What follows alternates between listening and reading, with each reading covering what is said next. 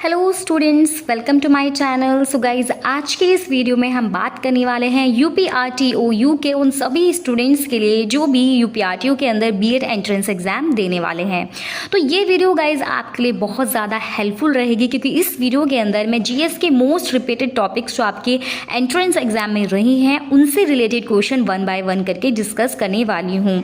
जो भी टॉपिक्स आपके रिपीटेड है, मतलब उनसे हर एग्जाम के अंदर, मतलब आपका जो एंट्रेंस एग्जाम होता है हर बार उसमें क्वेश्चंस आता ही आता है, तो उन टॉपिक से रिलेटेड क्वेश्चंस हम इस वीडियो में देखेंगे। तो वीडियो को एंड तक देखिएगा अगर आपका एंट्रेंस एग्जाम है तो, और वीडियो हेल्पफुल रही तो वीडियो को एक लाइक भी करिएगा, नहीं है तो चैनल को सब्सक्राइब कर लीजिएगा। चलिए स्टार्ट करते हैं विदाउट टाइम वेस्ट करें। तो यहाँ पर आपका फर्स्ट टॉपिक जो रहता है, जिससे एग्जाम में आपके क्वेश्चन डेफिनेटली हर बार पूछा जाता है, वो रहता है आपके बुक्स एंड ऑथर्स का। तो यहाँ पर ये जीके की मोस्ट इंपॉर्टेंट बुक्स हैं जो आपके अलग अलग डिफरेंट एग्जाम्स में कई बार रिपीट हो चुकी हैं। तो चलिए वन बाय वन करके इनको देख लेते हैं और आपको इनको लर्न कर लेना है। तो फर्स्ट बुक रहेगी आपकी प्लेइंग इट माय वे, ये सचिन तेंदुलकर की बुक है। Next origin of species, Charles Darwin. Next pride and prejudice, ये जेन ऑस्टन ने लिखी है। 1984 आपकी जॉर्ज ऑरवेल की बुक रहेगी। नेक्स्ट रोमांसिंग विद लाइफ, ये आपके देवानंद ने लिखी है। नेक्स्ट बात करी जाए तो the state of the nation, Fali ए नरीमन ने इस बुक को लिखा है। नेक्स्ट टू लीव्स या फिर द गोल्डन गेट, दोनों बुक के राइटर विक्रम सेठ हैं। विक्रम सेठ की दोनों बुक्स आपके लिए इंपॉर्टेंट रहेंगी। उसके बाद हैरी पॉटर जेके रॉलिंग ने लिखी है। एम्प्लॉयमेंट, इंटरेस्ट एंड मनी, ये जेएम केन्स ने लिखी है, इंपॉर्टेंट बुक आपके लिए रहेगी। गीत गोविंद के रचयिता आपके जयदेव हैं, ये एंट्रेंस एग्जाम में आपके पूछा जा चुका है क्वेश्चन। उसके बाद फ्रीडम फ्रॉम द फियर, ये आंग सान सूकी ने लिखी है। Witness the night, Kishwar Desai ji की बुक है। उसके बाद the future of India, Bimal Jalan ने लिखी है। Midnight children, the entrance of Florence, ये आपकी सलमान रुश्दी की बुक रहेगी। लज्जा आपकी लिखी है तस्लीमा नसरीन ने, और लाइफ डिवाइन के राइटर हैं अरविंद घोष। नेक्स्ट आपकी बात करी जाए rediscovery of India, Meghnad Desai ने लिखी है। A brief history of time, Stephen Hawkins ने। और माय एक्सपेरिमेंट विद ट्रूथ और हिंद स्वराज, दोनों ही इंपॉर्टेंट महात्मा गांधी की बुक्स हैं और ये आपको ज़रूर याद रख लेनी है। इसमें से गाइज आपको डेफिनेटली एक नए क्वेश्चन देखने के लिए अपने एग्जाम में मिल जाएगा। उसके बाद the God of small things आपकी अरुंधति रॉय ने लिखी है। Inheritance of loss, Kiran Desai ji की बुक है। रोड अहेड आपकी बिल गेट्स ने लिखी है। एंड एसेज ऑफ गीता आपकी अरविंद घोष जी ने लिखी है। आगे कुछ इंपॉर्टेंट बुक्स की बात कर लेते हैं। अज्ञात भारत की आत्मकथा, ये आपकी नीरज सी चौधरी ने लिखी है। उसके बाद बियॉन्ड द लाइन्स और between the lines, India after Nehru और जजमेंट, ये चारों ही बुक्स आपकी कुलदीप नैयर जी ने लिखी है। उसके बाद इंडिका के राइटर हैं मेगस्नीस, ये बुक आपके एंट्रेंस एग्जाम में पूछी जा चुकी है। Next a thing of beauty is the joy for ever, ये जॉन किट्स की बुक है। Next no full stop in India, Mark Tully ने लिखी है। कुरुक्षेत्र टू कारगिल, ये कुलदीप सिंह की बुक है again. Next question and answer, ये है विकास स्वरूप की बुक। और 2009 में जो स्लमडॉग मिलेनियर आई थी, इसकी कथा को फिल्मी रूपांतरण इसी बुक में करा गया था। नेक्स्ट बात करी जाए don't laugh we are police, ये बिशन लाल जी ने लिखी है। उसके बाद जस्ट फॉर लाइफ, ये एमिली जॉला ने लिखी है। बुद्ध चरित्र के रचयिता कौन है, ये क्वेश्चन कई बार रिपीट हो चुका है एग्जाम में, आपके अश्व घोष हैं। तो गाइस, जो इंडियन राइटर्स हैं, मतलब जो आपके पुराने राइटर्स हैं, उनकी बुक्स तो डेफिनेटली आपके एग्जाम में कई बार पूछी जा चुकी है, तो उनको तो आप ज़रूर ही याद रख लीजिएगा। उसके बाद 10 कुमार चरित्र, ये भी दंडी ने लिखी है। मृच्छकटिकम शूद्रक ने लिखी है। प्रेम वाटिका के राइटर रस खान हैं। मुद्रा राक्षस के राइटर विशाख दत्त हैं। नेक्स्ट हुमायूं नामा आपकी गुलबदन बेगम ने लिखी है, इंपॉर्टेंट बुक रहेगी आपके लिए। उसके बाद हर्ष चरित्र और कादम्बरी आपकी ये बाण भट्ट ने लिखी है। उसके बाद अकबरनामा और आईने अकबरी, दोनों के राइटर, ये एक ही इसी का पार्ट है, ये इसके राइटर आपके अबुल फजल रहेंगे। उसके बाद अनामिका और परिमल के राइटर है सूर्यकांत त्रिपाठी निराला जी की बुक्स आपके लिए इंपॉर्टेंट रह सकती हैं। उसके बाद शाहनामा के राइटर फिरदौसी हैं, और विनय पत्रिका और रामचरितमानस, दोनों बुक के राइटर तुलसीदास हैं। तुलसीदास जी की बुक्स को भी आपको ज़रूर याद रख लेना है। नेक्स्ट सत्यार्थ प्रकाश की बात कर लेते हैं, तो दयानंद सरस्वती जी ने इसको लिखा था। दास कैपिटल और कम्युनिस्ट मैनिफेस्टो के राइटर कार्ल मार्क्स हैं। हार्ट ऑफ इंडिया को लिखा था मार्क टुली ने, और गुलामगिरी के राइटर हैं ज्योतिबा फुले। उसके बाद बात करते करते हैं Malgudi days, Swami and his friends और गाइड और बैचलर ऑफ आर्ट, चारों बुक्स आपकी R.K. नारायण के द्वारा लिखी गई हैं। उसके बाद last man in the tower और व्हाइट टाइगर आपकी अरविंद अरेगा जी ने लिखी है। नेक्स्ट वेल्थ ऑफ नेशन, कई बार रिपीट हो चुकी है एग्जाम्स में, स्टार मार्क कर लीजिएगा, एडम स्मिथ के द्वारा ये बुक लिखी गई है। नेक्स्ट बात करते हैं स्लम डॉग मिलियनेयर, ये डिस्कस कर चुके हैं, विकास स्वरूप जी ने लिखी है। गोल्डन गेट विक्रम सेठ, इस पेरिस बर्निंग लैपियर और आनंद मंट आपकी BC चटर्जी ने लिखी है। प्रेम पचीसी की राइटर हैं और सेवा सदन, रंगभूमि, गबन और गोदान, मुंशी प्रेमचंद जी की बुक आपके एंट्रेंस एग्जाम में पूछी जा चुकी है। मुझे फिलहाल ये याद नहीं है इनमें से कौन सी थी, बट इनकी बुक से एक क्वेश्चन आपके एग्जाम में आया था। उसके बाद द सेल आउट की बात करी जाए तो पॉल बेट्टी जी ने लिखी है। इंडिया अनरेस्ट वैलेंटाइन शिरोल ने लिखी है। माई ट्रूथ आपके इंदिरा गांधी जी ने लिखी है। इंडिया डिवाइडेड राजेंद्र प्रसाद जी की बुक है। इंडिया फॉर इंडियंस चितरंजन दास की बुक है। उसके बाद भारत दुर्दशा भारतेंदु हरिश्चंद्र जी ने लिखी है, स्टार मार्क कर लीजिएगा। नेक्स्ट पॉलिटिक्स आपकी अरस्तु ने लिखी है, ये बुक भी आपके लिए इंपॉर्टेंट रहेगी। नेक्स्ट अबुल कलाम आज़ाद जी के द्वारा लिखी गई है, India wins freedom. War and peace Tolstoy ने लिखी है। उसके बाद ignited minds, inspiring thoughts, wings of fire, guiding soul, India 2020, पांचों ही बुक्स आपके लिए इंपॉर्टेंट रहेंगी क्योंकि ये APJ अब्दुल कलाम जी ने लिखी है। नेक्स्ट कुली बुक के राइटर हैं मुल्कराज आनंद। कम्युनिस्ट मैनिफेस्टो और दास कैपिटल के राइटर हैं कार्ल मार्क्स, इससे रिलेटेड क्वेश्चन आपके एग्जाम में पूछा जा चुका है। उसके बाद रिपब्लिक बुक लिखी है प्लेटो ने। विदाउट फियर और फेवर बुक लिखी है आपके संजीव रेड्डी जी ने। उसके बाद माई प्रेसिडेंशियल ईयर्स, ये वेंकट रमन ने लिखी है। नेक्स्ट आपका कालिदास जी की बुक 2021 वाले एग्जाम में आपकी पूछी जा चुकी है, मैंने आपको वीडियो दी थी, उसमें आपने देखा होगा। तो यहाँ पर चारों बुक से याद रखिएगा, मेघदूत, कुमार संभवम, उसके बाद रघुवंशम और ऋतु संहार। ये जो बिंदियाँ आती हैं आपको अगर भूल जाए तो याद रखिएगा, इनकी मोस्ट ऑफ द बुक्स के अंदर ये साउंड्स दिया जाता है कालिदास जी के बुक में, ठीक है। उसके बाद जुरासिक पार्क जो लिखी है आपकी माइकल क्रिकटॉन ने लिखी है। वन डे वंडर्स आपकी राइटर है सुनील गावस्कर। नेक्स्ट आपकी सिटी ऑफ जॉय लैपियर ने, अरेबियन नाइट्स रिचर्ड बर्टन ने, थ्री मस्किटर्स अलेक्जेंडर डुमास ने और पिकविक पेपर्स चार्ल्स डिकेंस ने, पैराडाइज लॉस्ट जॉन मिल्टन ने, ओलिवियर ट्विस्ट चार्ल्स डिकेंस ने लिखी है। आगे कुछ बुक देख लेते हैं जो इंपॉर्टेंट रहेंगे। Straight from the heart Kapil Dev ने लिखी है। My unforgettable memories Mamata Banerjee ने लिखी है। अष्टध्यायी के राइटर है पाणिनि, इंपॉर्टेंट कर लीजिएगा इसको। N era of darkness Shashi Tharoor, ये बुक भी आपके अलग अलग एग्जाम में कई बार पूछी जा चुकी है। उसके बाद VS नाइपॉल जी की बुक की बात कर लेते हैं तो an era of darkness, magic सीज, हाउस ऑफ मिस्टर विश्वास, ये चारों बुक इनके द्वारा लिखी गई हैं। रविन्द्रनाथ टैगोर जी, आपके एंट्रेंस एग्जाम में इनसे रिलेटेड क्वेश्चन पूछा जा चुका है इनकी बुक के बारे में। तो यहाँ पर गीतांजलि पूछी गई थी और एक बार गाइड आपकी पूछी गई थी, गार्डन पूछी गई थी। तो गीतांजलि, गार्डन, काबुलीवाला, चित्रा, विसर्जन, पोस्ट ऑफिस, हंगरी स्टोन और गौरा, ये सारी बुक्स आपकी रविन्द्रनाथ टैगोर जी की रहेंगी। Next Hindu view of life और idealistic view of life S Radhakrishnan ji के द्वारा लिखी गई हैं। उसके बाद algebra of infinite justice Arundhati Roy ने लिखी है। Next an autobiography of world history और डिस्कवरी ऑफ इंडिया के राइटर हैं जवाहरलाल नेहरू, ये जरूर याद रखिएगा। उसके बाद जंगल बुक के राइटर हैं रुडयार्ड कीपलिंग। नाट्य शास्त्र को लिखा है भरत मुनि ने, याद रखिएगा इनकी इस बुक को। और पंचतंत्र के राइटर हैं विष्णु शर्मा। चलिए इसमें से कुछ जो इंपॉर्टेंट है वो डिस्कस कर लेंगे क्योंकि काफ़ी ज़्यादा लंबी लिस्ट आपकी हो जाएगी बुक्स की फिर। तो यहाँ पर आपकी याद रखनी है कालिदास की बुक्स, अभिज्ञान शाकुंतलम। यहाँ पर सिर्फ एक बुक का नहीं मेंशन है, आप कालिदास जी की सारी बुक्स जो इंपॉर्टेंट है उनको ज़रूर मेंशन कर लीजिएगा, याद रख लीजिएगा क्योंकि इनसे रिलेटेड क्वेश्चन आपके एग्जाम में पूछा जा चुका है। उसके बाद आपके वात्सायन की बुक कामसूत्र जो है वो इंपॉर्टेंट रहेगी और कलहन के राइटर राजतरंगिनी जो इनकी बुक है वो रहेंगी। उसके बाद एक इंपॉर्टेंट बुक की बात करी जाए तो यहाँ पर बाबर ने लिखी थी बाबरनामा। और उसके बाद भारतेंदु हरिश्चंद्र की बुक इंपॉर्टेंट रहेंगी जो है भारत भारती और साकेत। उसके बाद महादेवी वर्मा की जी की बुक रहेगी यामा। और इन सारी बुक्स को आप एक बार गो थ्रू कर लीजिएगा। चलिए नेक्स्ट टॉपिक पे चलते हैं। सो गाइज यहाँ पर जो आपका नेक्स्ट टॉपिक है जिसमें से डेफिनेटली क्वेश्चन आपके एग्जाम में हर बार पूछा जाता है वो है ऑर्गेनाइजेशन और उनके हेडक्वार्टर का। तो इस पर आपको ज़रूर ध्यान देना है। यहाँ पर मैं कुछ इंपॉर्टेंट आपके साथ डिस्कस करने वाली हूँ।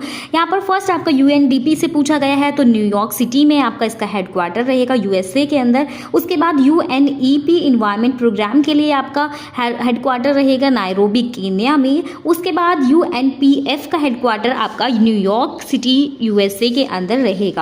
नेक्स्ट आपकी बात करी जाए, इंपॉर्टेंटली आपके साथ डिस्कस कर लेती हूँ सिर्फ, तो ये यूनिसेफ का आपको याद रखना है, इसको आप छोड़ सकते हैं। यूनिसेफ का हेडक्वार्टर आपका USA और न्यूयॉर्क सिटी में ही रहेगा। उसके बाद WFP आपका रोम इटली में रहेगा और FAO का हेडक्वार्टर रोम और इटली में ही रहेगा। नेक्स्ट आपके कुछ इंपॉर्टेंट ILO यानी कि इंडियन इंटरनेशनल लेबर ऑर्गेनाइजेशन, इसका हेडक्वार्टर आपका जेनेवा स्विट्जरलैंड के अंदर है। उसके बाद IMF का हेडक्वार्टर इंपॉर्टेंट रहेगा आपके लिए, वॉशिंगटन DC USA के अंदर रहेगा। नेक्स्ट बात करी जाए तो आगे चलते हैं, यूनेस्को का हेडक्वार्टर, यूनेस्को का हेडक्वार्टर आपका पेरिस फ्रांस के अंदर रहेगा। यूनिडो का हेडक्वार्टर आपका वेना ऑस्ट्रिया के अंदर रहेगा। उसके बाद बात कर लेते हैं WHO के हेडक्वार्टर की, तो ये आपका जेनेवा स्विट्जरलैंड के अंदर है, इंपॉर्टेंट है, याद रखिएगा। आगे चलते हैं तो वर्ल्ड बैंक का हेडक्वार्टर आपका वॉशिंगटन DC में है, ये क्वेश्चन भी आपके लिए इंपॉर्टेंट रहेगा। आप आगे बात कर लेते हैं आपकी यहाँ से सिर्फ मैं देखिए आपके साथ इंपॉर्टेंट डिस्कस करूँगी जो आपके कई बार पूछे जा चुके हैं, बाकी के जो है आप इनको एक बार गो थ्रू कर सकते हैं। उसके बाद OPCW का हेडक्वार्टर, ये एक बार आपके एग्जाम में पूछा जा चुका है, द हेग और नीदरलैंड के अंदर ये रहेगा। UNFCCC का हेडक्वार्टर बॉन जर्मनी के अंदर रहेगा। वर्ल्ड ट्रेड ऑर्गेनाइजेशन, देखिए ये OPCW था, ये नहीं पूछा गया था, आपका OPEC का हेडक्वार्टर पूछा गया था, जो ऑयल एंड पेट्रोलियम वाली है उसका पूछा गया था। नेक्स्ट यहाँ पर WTA का हेडक्वार्टर आपका जेनेवा स्विट्जरलैंड के अंदर रहेगा। ITC का हेडक्वार्टर भी आपका जेनेवा स्विट्जरलैंड के अंदर रहेगा। आगे बात कर लेते हैं तो आपका APEC का हेडक्वार्टर, APEC की फुल फॉर्म भी याद रखिएगा, आपकी एशिया पैसिफिक इकोनॉमिक कॉरपोरेशन, इसका सिंगापुर के अंदर आपका हेडक्वार्टर रहता है। उसके बाद एशियान, इसकी फुल फॉर्म याद रखिएगा, एशियान की association of south east Asian Nations, इसका हेडक्वार्टर जकार्ता इंडोनेशिया के अंदर आपका रहेगा। उसके बाद BSEC का हेडक्वार्टर ब्लैक सी इकोनॉमिक कॉरपोरेशन का इस्तांबुल टर्की के अंदर आपका रहेगा। आगे बात कर लेते हैं कॉमनवेल्थ सेक्रेटरीस्ट का हेडक्वार्टर लंदन यूनाइटेड किंगडम के अंदर आपका रहने वाला है। चलिए आगे चलते हैं, तो यहाँ से आपका जो इम्पोर्टेंट रहेगा बाकी G15 समिट, G15 समिट ये जो हुई थी आपके जेनेवा स्विट्जरलैंड के अंदर, इसको कराया जाता है, तो इसको भी याद रखिएगा। उसके बाद IDB यानी कि इंटर अमेरिकन डेवलपमेंट बैंक का हेडक्वार्टर आपका वॉशिंगटन DC USA रहेगा। आगे बात कर लेते हैं तो ICC का हेडक्वार्टर, यहाँ पर फुल फॉर्म देख लीजिए पहले, इंटरनेशनल चैम्बर ऑफ कॉमर्स का हेडक्वार्टर आपका पेरिस फ्रांस के अंदर रहने वाला है। उसके बाद ICJ का हेडक्वार्टर आपका इंटरनेशनल कोर्ट ऑफ जस्टिस है जो उसका हेग द नीदरलैंड के अंदर रहेगा। आगे बात कर लेते हैं IFC के हेडक्वार्टर की, तो इंटरनेशनल फाइनेंस कॉरपोरेशन आपका ये वॉशिंगटन DC के अंदर इसका हेडक्वार्टर रहने वाला है। Next international labour organisation discuss कर चुके हैं, जेनेवा स्विट्जरलैंड के अंदर रहेगा, इसको आप याद रखिएगा। उसके बाद ISO international organisation for standardisation, इसका हेडक्वार्टर जेनेवा स्विट्जरलैंड के अंदर रहने वाला है। उसके बाद नाटो का हेडक्वार्टर याद रखिएगा, नाटो की फुल फॉर्म है North Atlantic treaty organisation, Washington DC के अंदर USA में है और इसकी स्टैब्लिशमेंट 1949 में हुई थी। जो मेन मैंने आपको बताई उनके एक बार आप ईयर भी देख लीजिएगा, क्या पता इस बार एग्जाम में पूछ लिया जाए। आगे बात कर लेते हैं OPEC, देखिए हाँ ये रहा, ये वाला क्वेश्चन आपके एग्जाम में पूछा गया था, वो नहीं तो ये वाला OPEC की फुल फॉर्म है organisation of the petroleum exporting countries, इसका वियना ऑस्ट्रिया में आपका हेडक्वार्टर है और 1960 में इसको स्टैब्लिश करा गया था, इसको आप याद रख लीजिएगा। नेक्स्ट आपका सार्क का हेडक्वार्टर, ये भी आपके लिए इंपॉर्टेंट है, ये लास्ट ईयर जो एग्जाम्स हुए थे 2020 या फिर 21 में इसको पूछा गया था। सार्क की फुल फॉर्म आपको याद रखनी है south Asian association for regional cooperation और इसका हेडक्वार्टर काठमांडू नेपाल के अंदर है। एस्टैब्लिशमेंट इसकी 1985 में हुई थी। चलिए कुछ और हेडक्वार्टर यहाँ पर हम देख लेते हैं। तो यहाँ पर आपकी फर्स्ट बात करी जाए तो नाटो का हम डिस्कस कर चुके हैं, आपको याद रखना है ब्रुसेल्स के अंदर इसका हेडक्वार्टर आपका रहेगा। उसके बाद आप इधर ध्यान दीजिए, आपको देखना है यहाँ पर आईसीसी का हेडक्वार्टर, तो ये दुबई रहेगा। उसके बाद ग्रीन पीस का हेडक्वार्टर एम्स्टर्डम रहने वाला है। उसके बाद इंटरनेशनल रेड क्रॉस का हेडक्वार्टर आपका जिनेवा स्विट्जरलैंड में रहेगा। कॉमनवेल्थ ऑफ नेशंस का हेडक्वार्टर मेलबोर्न हाउस लंदन के अंदर आपका रहने वाला है। नैम जिसको कहा जाता है नॉन अलाइन मूवमेंट का हेडक्वार्टर आपका जकार्ता इंडोनेशिया के अंदर रहेगा। उसके बाद अफ्रीकन यूनियन की बात करी जाए तो अदीस अबाबा के अंदर आपका हेडक्वार्टर इसका रहेगा। नेक्स्ट इंटरनेशनल ओलंपिक कमेटी का हेडक्वार्टर लाउसेन स्विट्जरलैंड में रहेगा। नेक्स्ट कुछ इंपॉर्टेंट बात करें तो अमनेस्टी इंटरनेशनल का हेडक्वार्टर लंदन यूनाइटेड किंगडम के अंदर रहेगा। फीफा का हेडक्वार्टर भी आपके लिए इंपॉर्टेंट रहेगा। फीफा का हेडक्वार्टर आपका यहाँ पर जुरिस स्विट्जरलैंड में रहेगा। ब्रिक्स का हेडक्वार्टर आपको याद रख लेना है, संघाई के अंदर इसका हेडक्वार्टर आपका रहेगा। उसके बाद एडीबी की बात करी जाए एशियन डेवलपमेंट बैंक की, तो मनीला में इसका हेडक्वार्टर रहने वाला है। नेक्स्ट वर्ल्ड बैंक की बात करी जाए तो इसका हेडक्वार्टर वॉशिंगटन डीसी में रहेगा। उसके बाद एशियान इसके डिस्कस कर चुके हैं। नेक्स्ट वर्ल्ड मेट्रोलॉजिकल ऑर्गेनाइजेशन का हेडक्वार्टर जेनेवा स्विट्जरलैंड में ही रहेगा। अब बात कर लेते हैं इंडियन ऑर्गेनाइजेशन से, जिसमें से क्वेश्चंस आपसे पूछे जा सकते हैं। सेबी की फुल फॉर्म भी याद रखिएगा, securities and exchange board of India. इसका हेडक्वार्टर आपका मुंबई में रहेगा। ट्राई का headquarter telecom regulatory authority of India इसकी फुल फॉर्म है और न्यू दिल्ली में इसका हेडक्वार्टर रहेगा। नेक्स्ट बात कर लेते हैं तो आपका भारत स्काउट्स एंड गाइड्स का हेडक्वार्टर भी आप याद रखिएगा, इसका न्यू दिल्ली में है। उसके बाद raw research and analysis wing और सीबीआई का हेडक्वार्टर आपका न्यू दिल्ली में है। उसके बाद एनएचआरसी का हेडक्वार्टर न्यू दिल्ली में है। इसरो का हेडक्वार्टर आपका बेंगलोर में है। दर्दो का हेडक्वार्टर आपका न्यू दिल्ली में रहेगा। एलआईसी का हेडक्वार्टर आपका मुंबई में है। आगे बात कर लेते हैं तो आरबीआई का हेडक्वार्टर आपका मुंबई में रहेगा। तो चलिए, इतने हेडक्वार्टर आपके लिए आई थिंक काफ़ी रहेंगे, जो मैंने most of the important discuss कर लिए हैं। आगे चलते हैं। चलिए गाइस, अब आपका थर्ड टॉपिक हम कर लेते हैं। यहाँ पर आपका जो थर्ड टॉपिक जिसमें से क्वेश्चंस पूछे जाते हैं वो आपका इंपॉर्टेंट डेज। इसमें से हर ईयर आपका एक ना एक बल्कि 2 क्वेश्चंस एक बार पूछे गए हैं। तो यहाँ पर सिर्फ मोस्ट इंपॉर्टेंट जो क्वेश्चंस हैं जिनकी प्रोबेबिलिटी बहुत ज़्यादा है कि आपके एग्जाम्स में आ सकते हैं, वही मैं यहाँ पर डिस्कस करूँगी। बाकी आपके इंपॉर्टेंट डेज तो बहुत सारे, अगर आपके पास टाइम है और आपने या फिर आप पढ़ चुके हैं तो आप उन्हें भी ज़रूर देख लीजिएगा। यहाँ पर सिर्फ मोस्ट इंपॉर्टेंट मैं आपको दिखाने वाली हूँ। तो फर्स्ट है आपका राष्ट्रीय युवा दिवस, जिसको 12 जनवरी को हम मनाते हैं। नेक्स्ट विश्व युवा दिवस, इनमें कंफ्यूज मत होइएगा, ये 12 अगस्त को मनाया जाता है। उसके बाद शहीद दिवस 23 जनवरी होता है। विश्व कैंसर दिवस 4 फरवरी। राष्ट्रीय विज्ञान दिवस 28 फरवरी को मनाया जाता है। प्रवासी भारतीय दिवस 9 जनवरी को। अंतर्राष्ट्रीय महिला दिवस 8 मार्च को मनाया जाता है। उसके बाद विश्व पृथ्वी दिवस अर्थ डे आपका 22 अप्रैल को मनाया जाता है। आगे बात करी जाए तो मजदूर दिवस की, ये मई दिवस भी इसको कहा जाता है, ये आपका 1 मई को होता है। राष्ट्रीय एकता दिवस आपका 31 अक्टूबर को। सद्भावना दिवस 20 अगस्त को। विश्व विरासत दिवस 18 अप्रैल को। विश्व पर्यावरण दिवस 5 जून को। ये क्वेश्चन आपके एग्जाम से पूछा जा चुका है एंट्रेंस एग्जाम के अंदर ही। विश्व जनसंख्या दिवस 11 जुलाई को। और शिक्षक दिवस आपका 5 सितंबर को बनाया जाता है। आपका कमेंट सेक्शन में बताइएगा किसके लिए हम आपका शिक्षक दिवस बनाते हैं, यानी किनके याद में बनाते हैं। उसके बाद बात करी जाए विश्व साक्षरता दिवस की, तो 8 सितंबर को मनाया जाता है। तंबाकू निषेध दिवस आपका 31 मई को मनाया जाता है। विश्व स्वास्थ्य दिवस 7 अप्रैल को। विश्व जल दिवस 22 मार्च को। विश्व एड्स दिवस जो आपका 1 दिसंबर इंपॉर्टेंट रहेगा, स्टार मार्क कर लीजिए। मानव अधिकार दिवस 10 दिसंबर को, इसको भी याद रख लेना है, बिल्कुल इंपॉर्टेंट आपके लिए रहेगा। आगे बात करें तो किसान दिवस, बाल दिवस और अंतर्राष्ट्रीय योग दिवस की, तो यहाँ पर किसान दिवस आपका 23 दिसंबर, बाल दिवस 14 नवंबर। आप बताइएगा बाल दिवस किसकी याद में हम मनाते हैं। उसके बाद अंतर्राष्ट्रीय योग दिवस 21 जून को मनाया जाता है। नेक्स्ट आपका बात कर लेते हैं 14 नवंबर को आपका मनाया जाता है विश्व मधुमेह दिवस। उसके बाद विश्व उपभोक्ता दिवस आपका 15 मार्च और संयुक्त राष्ट्र स्थापना दिवस आपका 24 अक्टूबर। अंतर्राष्ट्रीय शांति दिवस आपका 21 सितंबर को मनाया जाता है। यहाँ पर ये डेज हो गए। आपका एक बार क्वेश्चन पूछा गया था, आपका वर्ल्ड वाटर डे पे भी आपको याद रखना है। ये डे भी आपको मुझे कमेंट सेक्शन में बताइएगा कब मनाया जाता है। चलिए आगे चलते हैं। चलिए क्वेश्चन नंबर अब आपके नेक्स्ट देख लेते हैं जो आपके पीएच से रहेंगे। पीएच मतलब पावर ऑफ हाइड्रोजन। ये आपका 4th नंबर का टॉपिक है और इसमें से हर बार आपके एग्जाम में क्वेश्चन पूछा जाता है। पीएच की फुल फॉर्म अगर आपको नहीं पता है तो आप जान लीजिए, पावर ऑफ हाइड्रोजन इसको बोला जाता है। और क्या है ये देखिए कि जितना हाइड्रोजन का कंसंट्रेशन रहता है किसी सब्सटेंस के अंदर वो हम निकालते हैं पीएच के थ्रू।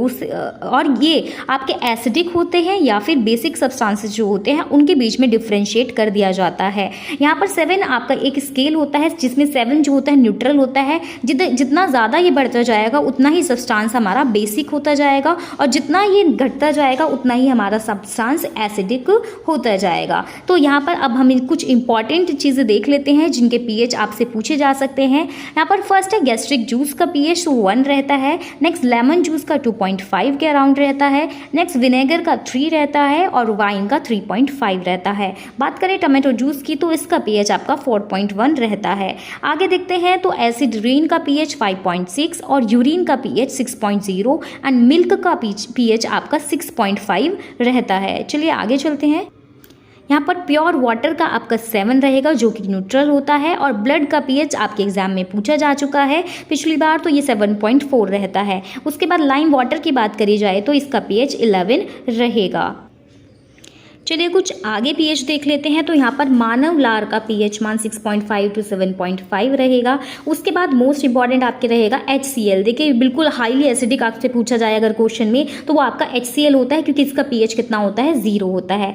H2SO4 का 1 रहेगा। सेब सोडा और इनका पीएच वैल्यू आप देख लेते हैं यहाँ पर, तो इनकी आपकी जो वैल्यू रहेगी वो 3 रहेगी। चलिए आगे चलते हैं। यहाँ पर जो इंपॉर्टेंट है सिर्फ वही बता, तो देखिए यहाँ पर आपका टमाटर का 4.5 और आपका सिर्फ इंपॉर्टेंट बता देती हूँ आपको, यहाँ पर आपका पनीर का जो रहेगा 5.9, मक्खन का आपका 6.1 to 6.4, जो मछली है उसका 6.6 to 6.8 रहेगा। नेक्स्ट आपकी बात कर लेते हैं हम लोग। आपका शैम्पू जो आप यूज़ करते हैं उसका 7 से 10 के बीच में रहता है क्योंकि वो बेसिक होता है। उसके बाद बेकिंग सोडा आपका पूछा जा चुका है तो 8.3 इसको याद रखिएगा, थोड़ा ब्लर है, आप मेरी वर्डिंग्स पे ज़्यादा ध्यान रखिएगा। उसके बाद टूथपेस्ट का पीएच आपका 9 के अराउंड रहता है। मिल्क ऑफ मैग्नीशिया का पीएच आपका 10.5 के अराउंड रहता है। अमोनिया का पीएच आपका 11 के अराउंड और हेयर स्ट्रोकिंग केमिकल्स का पीएच आपका 11.5 से 14 के बीच में रहता है। तो गाइज ये थे कुछ इंपॉर्टेंट पीएच वैल्यूज, इसमें से आपको क्वेश्चन जरूर देखने के लिए मिल सकते हैं। चलिए अब आज की वीडियो का हम 5th टॉपिक कर लेते हैं। तो आपका 5th टॉपिक है विटामिन एंड उनसे रिलेटेड डिजीज़। इससे भी क्वेश्चन आपके एग्जाम्स में कई बार पूछा गया है, कई बार तो 1 से 2 क्वेश्चंस आपके इस एग्जाम में डिफिशियंसी से रिलेटेड घुमा फिरा के पूछे गए हैं कि एनीमिया किस विटामिन की डिफिशियंसी से होता है, और कई बार आपका ऐसे पूछा गया है कि B12 का आप साइंटिफिक नेम भी बताइए। तो चलिए आपको यहाँ पर मैंने दोनों चीज़ें मैंशन करी हुई हैं, आप इसको ध्यान से देखिएगा। तो B1 आपका थायमीन होता है और इसकी डिफिशियंसी से बैरी बीमारी हो जाती है। B2 आपका राइबोफ्लेविन होता है और ग्लोसिटिस इसकी वजह से हो जाता है। B3 को बोला जाता है नियासिन और पेलाग्रा इसकी वजह से हो जाता है। B6 को बोला जाता है पायरिडॉक्सिन और इसकी वजह से एनीमिया हो जाता है। B12 को बोला जाता है साइक्लोबाल्मीन और इसको पर्नीशियस एनीमिया बोला जाता है, जो बीमारी हो जाती है इससे। फॉलिक एसिड होता है आपका B9 और इसकी वजह से भी एनीमिया हो जाता है अगर इसकी डिफिशियंसी हो जाती है। नेक्स्ट पेंटोथैनिक एसिड आपका रहेगा और इसकी वजह से जो डिसऑर्डर होता है वो होता है बर्निंग फीट। नेक्स्ट बात करी जाए आपकी बायोटीन की कमी से आपका नर्व्स के डिसऑर्डर हो जाते हैं। नेक्स्ट बात करी जाए अस्कॉर्बिक एसिड जो कि विटामिन सी होता है आपका, उसको स्कर्वी हो जाता है उसकी कमी से। नेक्स्ट रेटिनॉल जो कि विटामिन ए का नाम है, इसकी वजह से आइज या फिर स्किन की डिजीज आपको हो जाती हैं। उसके बाद विटामिन डी जिसका साइंटिफिक नेम है कैल्सीफेरॉल, इसकी वजह से रिकेट्स और फ्रेगाइल बॉन्ड्स हो जाती हैं। विटामिन डी की डिफिशियंसी से क्वेश्चन आपके एंट्रेंस एग्जाम में पूछा जा चुका है। नेक्स्ट टोकोफेरॉल जिसका नाम है विटामिन ई और इसकी वजह से फर्टिलिटी के डिसऑर्डर्स हो जाते हैं। और लास्ट आपका विटामिन के रहेगा जिसकी वजह से ब्लड क्लॉटिंग हो जाती है, मतलब आपका खून का थक्का नहीं जमता। जब देखा होगा आपने, आपको चोट लग जाती है तो उसमें ब्लड आकर के वो जम जाता है, लेकिन अगर किसी पर्सन के अंदर के की डिफिशियंसी होगी तो उसका ब्लड नहीं जमता है। तो ये थी कुछ इंपॉर्टेंट विटामिन और उसकी डिजीजेज। आप और भी चीज़ें देख सकते हैं इसके बारे में, यहाँ पर मैंने मेजरली जो इंपॉर्टेंट रहेंगी आपके लिए वो डिस्कस करी हैं। सो गाइज इस वीडियो में हमने 5 टॉपिक्स कवर अप कर लिए। मेरे पास और भी टॉपिक्स हैं जो कि आपके रिपीट हो जाते हैं कई बार एग्जाम में। अगर आप चाहते हैं इसका एक और पार्ट आए तो कमेंट सेक्शन में बताइएगा। वीडियो को जितना ज़्यादा फेवर मिलेगा तो उसी हिसाब से मैं आपके लिए वो वीडियो लेकर के आऊँगी। फिलहाल ये वीडियो भी आपके लिए बहुत ही ज़्यादा हेल्पफुल रहेगी। 5 टॉपिक्स बताए हैं तो इसमें से डेफिनेटली आपको क्वेश्चंस देखने के लिए आपके एग्जाम में मिल जाएंगे। थोड़ी बहुत अगर डिस्टर्बेंस रही है वीडियो में तो उसके लिए आप मैनेज कर लीजिएगा। फिलहाल इतना ही इस वीडियो में, मिलते हैं नेक्स्ट वीडियो में। Bye bye.